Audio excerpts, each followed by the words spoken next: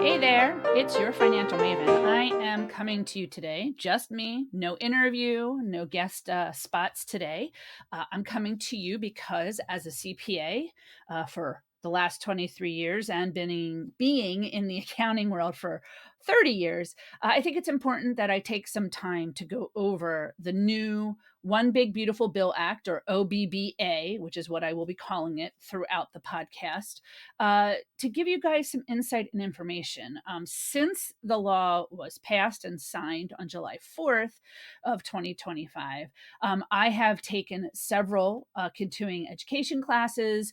The accounting world is really lit up trying to interpret or read exactly what the bill is saying and kind of looking for those areas that may need to be updated through technical changes, or maybe new legislation needs to be passed, and also the interpretation of the IRS, which is part of the Department of Treasury. So I think it's really, really important. I have my notes off here to the side, so you'll see me looking over there just to make sure, because this is brand new. I am learning like you are learning. This tax season is definitely, we're 6 months away from it. Starts in January of 2026, but this tax season will definitely have its challenges, not like they don't in the past, but this one will have challenges. Like I said, I am calling it the OBBBA. OBBBA. Sorry, it's a lot, right? It's a mouthful. I will not, mostly, I should say, be really going into anything political with relation to this bill. Sorry, I am fixing my headphone. With relation to this bill, I will mention some things. I will be very honest that while this bill does do some good things with regards to making certain tax law changes permanent or still going on from the prior tax act that we had in 2017, I don't necessarily agree with the bill overall. That is my opinion. I don't necessarily see how this bill is going to benefit and help the everyday American. I think in the long run, it's actually going to hurt us, mostly because they have to cut other programming or other federal things in order to fund this. So I personally do not agree necessarily with the overall handling of this bill, what they're utilizing to make this bill work, increasing our debt that we have. I'm here to give you the facts. And if this offends you that I've put a little political tone or I've told you where I stand, then maybe I'm not for you. And to be honest, you know what? I don't necessarily care if this is for you or not in that regards. I am expressing where I'm coming from, and but I'm still going to unbiasedly give you the facts based off of the bill, and I will give you all the resources, all the documents, send you all the links. IRS has set up a great little guide regarding it, but there still is a lot of things that have to be ironed out and clarified. So I am going to give you the facts as it states written down in the bill. I'm going to go over some overall things on the individual side. I will hold off on the business side and do that as another podcast. I just think there's so much on the individual side. For tax planning, I think there's tax planning for businesses as well, but I think the breadth of this bill really deals with the individual tax side, in my view. I will give you what I have currently as it stands right now. I am recording this July 19th, 2025. Things could potentially change in the next couple of weeks. As things get changed and I get updated, I will be coming and updating you as well, hopefully when there's more clarification on things. So I'm going to get started. Like I said, these are the facts. Here's the other thing. If you have your own CPA tax professional enrolled agent and you have further questions, you need to go to them. This is for educational and informational purposes only. I am not doing this based off of specific individual taxpayer or small business client interactions. So I highly recommend, if you want to reach out to me and you have any further questions, feel free. Visit me at www.yourfinancialmavenpodcast.com. click on the I want to hear from you section and leave me your questions and your insights related to this bill. And if I get a decent amount of interaction, I'm going to go ahead and do another podcast on answering those questions through the podcast. And I may get back to you as well via email. But like I said, I won't be doing it on your specific tax situation, just overall in general. So let's get started. I'm going to go over a few things that this provision has extended or made permanent. When I say made permanent, as of the law right now, these changes are permanent, but they can be updated and amended and changed based off of new tax laws, based off of technical changes, depending on how the Congress decides they want to approach or continue to address these things. So right now, as it stands, some of these things are considered permanent. Some of the changes, some of the updates are actually temporary. And again, unless there's new tax laws or changes to those temporary items, they will then expire when their expiration date comes up. So it's very important that you're aware of that. All right, so I'm going to start with very simple. I'm going to do a little history. In 2017, we had a new tax law, the TCJA tax law, go into effect.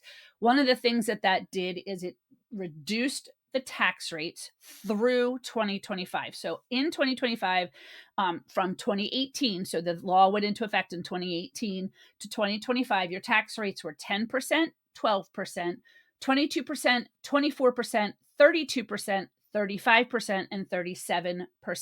Now, those are the tax rates. Now, you have to remember that the threshold amounts, the income levels that are affected by those tax rates get adjusted for inflation every year. The IRS comes out with those inflationary rates. The 2025 inflationary rates as of today are set. That doesn't mean that they might not change them before tax season starts in January of 2026, but there is the bracket. I'll leave you links to the 2025 bracket. But what does that mean? So I don't have the bracket up right in front of me, so I'm just going to use this as an example. This isn't actually the amount. But let's say the bracket says you are around $115,000 in adjusted gross income. So you are probably going to be around the 22% tax bracket. Now, like I said, I don't have the brackets up in front of me. This is just an example of what I'm trying to explain to you. So let's just say you're at 115,000 and that fell within the 22% tax bracket for 2024. If it was adjusted, and let's say they adjusted it and now they're saying that for 2025, your income of 115,000 now falls in the 24% tax bracket. So what that means is you really have to pay attention to where your adjusted gross income will fall. You can look at your 2024 tax return, look at your adjusted gross income, modified adjusted gross income after like deductions and stuff like that to see what the tax rate will be, which is what gets taxed against the taxable income. So you have to be paying attention to that. And the reason why I'm spending time on this is because in this new law, the OBBBA, they have made these tax rates permanent starting in 2026, which means they were to expire in 25. They're going to continue that.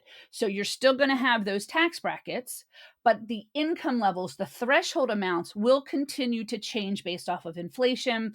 The IRS usually comes out late fall with those adjustments for 2026. So again, this is part of tax planning, part of it to be aware of.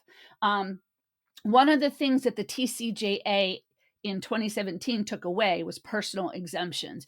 You used to on your W-4, if you're a wage earner who gets a paycheck and gets a W-2 at the end of the year, would put how many exemptions, and then those exemptions you would get some deduction on your return. Well, those were taken away in 2017 and have now been made permanent. So there are no more personal exemptions. Very important to be aware of that. There was an increase for the child tax credit. It is staying at $2,000 per child for 2025. But they made a permanent extension and it will increase to $2,200 per child starting in 2026. So you're not going to see the change in the child tax credit until you file your 2026 tax returns. So that is something to be important, to be aware of. The next important thing to be aware of is when the 2017 tax law went into effect, it made standard deductions higher. So it made them the increase, right? They increased these standard deductions. They were to expire in 25 and go back to what the standard deduction used to be. Prior to the Tax Act of 2017, your standard deductions were anywhere from $3,000 to $6,000, depending on how you filed. Single, married filing separate, head of household, married filings separately.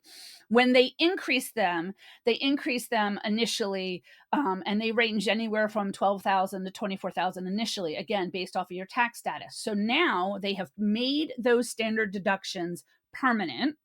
And for 2025, your standard deductions would be $15,750 for single, $31,500 for married filing jointly, and $23,625 for head of household. And I believe for married filing separate, you would get a bit of a standard deduction, but not the full $31,500. Well, what does that mean? Well, if you like to itemize, which is, your mortgage interest, your real estate taxes you paid, your charitable contributions, medical above a certain floor, you would have to, if you are filing single, have to have itemized deductions above $15,750. And I have come across majority of taxpayers that I've worked on over the last 5 years have taken the standard deduction. They just did not have enough itemized deductions. That's not necessarily a bad thing. It's just something to be aware of. Those amounts do get adjusted annually for inflation. IRS will come out with those sometime probably late fall, like I mentioned before. So just to be aware of, these have been made permanent in that regards. So you have to be aware of that. The other thing with regards to itemized deductions, which a lot of my clients weren't aware of probably until around 2023, 2024, again, just the knowledge of it, is the prior Tax Act of 2017 took away or temporarily suspended miscellaneous itemized deductions. Things like on the federal level, right? We're talking about things on the federal level. Your state level may not have made changes. So remember, you have to be aware of that as well. Things like union dues and investment fees, other itemized expenses that reach a certain floor were temporarily suspended. The only thing that was not temporarily suspended in those years was the educator expenses, which is really a deduction, not an itemized item. Now, they've permanently suspended those miscellaneous itemized deductions, except for the educator expenses. So what does that mean? If you're paying union dues, you can't take that on your federal return, but you most likely can take it on your state return and local where applicable. You need to find that out. I know in the state of Pennsylvania, union dues are still allowed to be deducted on the state return, but at the federal level, they're not allowing that. That has become permanent, and it does start in 26, meaning it would have expired in 2025 and become, you could take them again, and now they've extended it and saying you no longer can take those. There are some other things with regards to individual taxes that have been updated. I'm not going to go into them here, but I am going to leave a link to a chart that was provided by the American Institute of Certified Public Accountants that gives you a little bit of a summary of kind of what those other changes are. But I am going to go and take some time for 3 areas that I think a lot of people are talking about. I see it a lot on the internet. Even the federal government is sending out information that is misinforming taxpayers, in my opinion. I received a Social Security Administration email, and the information in it was disinformation. They were not explaining it in the detail that the bill does. And while they were probably wanting you to click on it and then you read it, that initial email, a lot of people just read the initial email and go off of that. They don't necessarily do their research, which I highly recommend. You always have to do your research. That it is only for particular taxpayers and there are limits. So I'm going to go through all 3, which is the Social Security, tips, and overtime, to explain that. There are a few other key provisions that came into play that I'm not going to go over, but I will leave information in the show notes, links to my website that have that information. I'm going to start with Social Security because I think that is so important. In the tax bill, nowhere does it state that there's no tax on Social Security. That is a misnomer. That is disinformation. As it stands right now, your Social Security income may still be taxed. So you have to understand that. Your Social Security income may still be taxed. Now, what there is in play, and it starts in 2025 tax year and only goes to 2028. So it is a 3-year temporary $6,000 deduction for those that are 65 and over only. And I say may get the deduction. So what that means is you have your Social Security income, you receive the 1099 SSA form that the federal government sends you. It shows you your Social Security income, if you've had any Medicare benefits, and also any tax withheld from that Social Security income. That has to still be reported on your tax return, and it may be taxable. So the income still has to show. Well, what is this $6,000? It is an extra deduction for those that are 65 and over, in addition to either your standard or itemized deduction. So it doesn't matter if you take the standard deduction or the itemized deduction.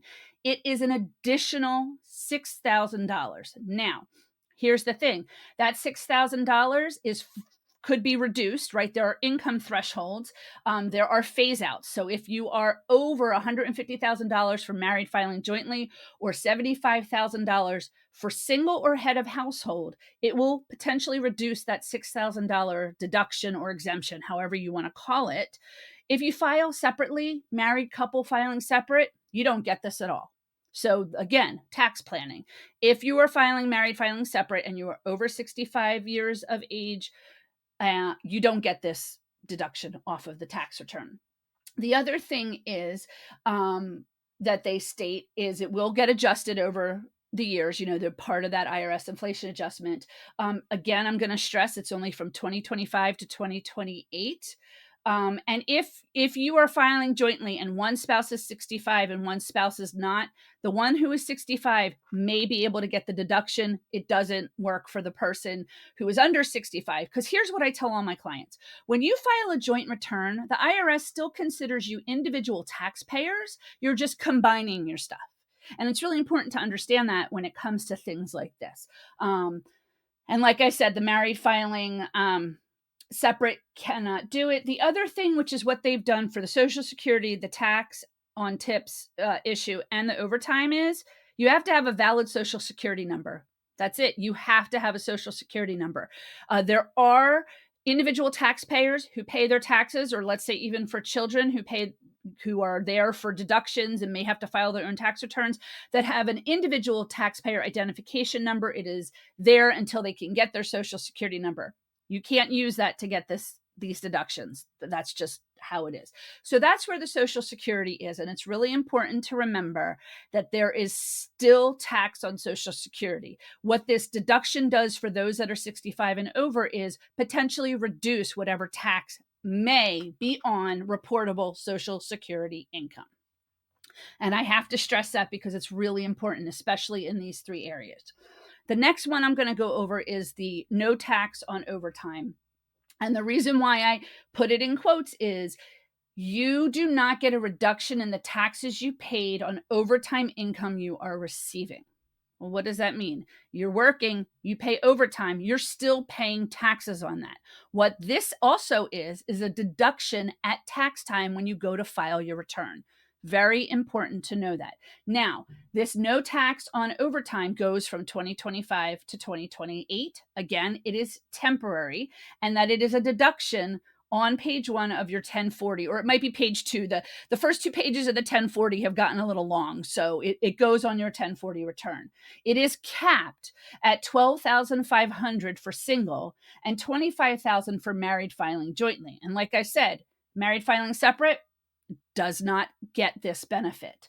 It is the premium portion of overtime on qualified overtime compensation. Now, The IRS needs to clarify that a little bit more as to what is considered qualified overtime compensation. There is a formula, there is more clarification, but that is what it is stating, and that there is a phase out. So if you are filing jointly and you have income of $300,000 or more, it gets phased out, this cap. Like I said, $12,500 for single, $25,000 for married filing jointly. The phase out starts for all other taxpayer statuses at $150,000, excluding married filing separate. And then, of course, starting in 2026, it will move, with inflation. The other thing you have to be aware of is this no tax on overtime, from an employer standpoint, having to track this and having to report it separately on the W-2. Now, your W-2s, I believe, for 2025 won't have the change on it. So payroll companies, employers may have to put that information in box 14 if you're a wage earner who gets a W-2 at the end of the year. If you are self-employed, and there is overtime, there are some regulations, I believe, on that. There needs to be clarification on that as well. But basically, this has to be tracked separately for employers. What I'm hearing is from this point going forward, you should be tracking it separately, but you need to estimate or go back and figure out what the first half of the year's overtime that might qualify for this so that you can give this to your employee. So there are going to be some changes in regards to that. But like I said, there could be some clarifications, more adjustments on the no tax on overtime. And like I said, it only goes 2025 to 2028. Last one, the no tax on tips. Again, I put it in quotes because just like Social Security and just like the overtime, there is nothing in the bill that says we're not taxing your tip income. You still have to report your taxable income on your tips. Your tip income still needs to be reported. That just is what it is, especially if you want to take the deduction. You need to still report your tax tip income, which means all your income that you report on your tax return still gets calculated for taxes. So there isn't a fact that you get your tips and they're taking no tax out. You still have to report that income. So I spent a lot of time. I sent an email out to my clients on this area as well because there was a lot of information. And so what the OBBBA says is it allows employees and self-employed individuals in a tip-based occupation, which still needs to be defined by the IRS, the Treasury Department. There still needs to be clarification as to what are considered qualified tip-based occupations, to deduct qualified tips from taxable income. So what you need to know is qualified tips, as being defined right now, is considered voluntary cash or charge tips received directly from the customers. So if a customer pays you in cash, via credit card, via Venmo, like a third party, it is potentially a qualified tip for this deduction. Again, these things really need to be ironed out, but that is what it states in the law. There are limits to this deduction. The maximum annual deduction for tip income is $25,000. Now, it states for self-employed individuals, the deduction cannot exceed their net income, excluding this deduction, from the business in which the tips were earned. And again, this is just a high level that needs to be fleshed out a little bit. It is available to taxpayers, whether you itemize or take the standard deduction. And I believe that's the same thing for the overtime as well. What they did with a lot of these things is say, if you're itemizing or taking standard deduction, these extra exemptions deductions may be allowed. So that is very important to be aware of. What they do say is, so there is a group of individuals like myself, a CPA, accounting firms, law firms, I think some in the medical profession, they call them specified service trade or businesses as defined under Section 199A, are not eligible for this deduction. What does that mean? If you have employees that work for you in one of these types of businesses, your employees are not eligible at this point for this tax on tip deduction. So it's very important now. It has been defined by the IRS. I can leave a link as to what they're defining right now as SSTBs is what they call them. That could be changed in technical writings. That could be updated, things like that. There's also phase out of who can take it, and similar to overtime, $150,000 for single filers, $300,000 for married filing jointly. And again, married filing separate, I believe, is not allowed for this deduction either. So it's very important. And also regarding employers on this and how they have to report it. So employers have to file informational returns, whatever that might be, showing these tax on or the tip income. And they have to include the amount of the tip received and the occupation of the tip that the recipient is, because there is qualified occupations that can allow for this deduction to occur. Again, talking about transparency, there is some guidance and transition relief for employers to be able to do this for employees. And there was explanations related to small business owners as well. For employees, it is important to note that workers in eligible occupations can claim this deduction for qualified tips, may claim this deduction for qualified tips, reducing their taxable income. You have to ensure the proper reporting of your tips by the employer and that it is qualified. So pointing that out as well. Really, really important to understand these things. These were definitely the big ones. One of the other ones that came out of this, which I didn't really go through to explain to my clients, but I'll talk to you briefly about it now, is deduction for auto loan interest. So we've not been able to, for personal or car loans, have that as being deductible. This new tax law, which goes from 2025 to 2028 as this temporary deduction, can be up to $10,000 for new cars that are purchased between 2025 and 2028 if assembled in the United States. It clearly states that in the law that you buy a new car these next 3 years, it must be assembled in the United States. There are phase-out limits. It is not adjusted for inflation, but you potentially could get a deduction for an auto loan interest up to $10,000. So that is something to be aware of. So those are the things that I'm highlighting today with relation to the OBBBA.